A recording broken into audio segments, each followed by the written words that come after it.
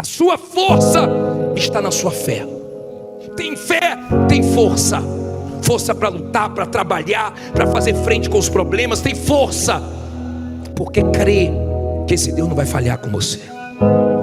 Você acha que o Deus que tirou Daniel da cova, que o Deus que tirou José da prisão, o Deus que tirou Jeremias do fundo do poço, você acha que esse Deus não pode tirar você dessa situação?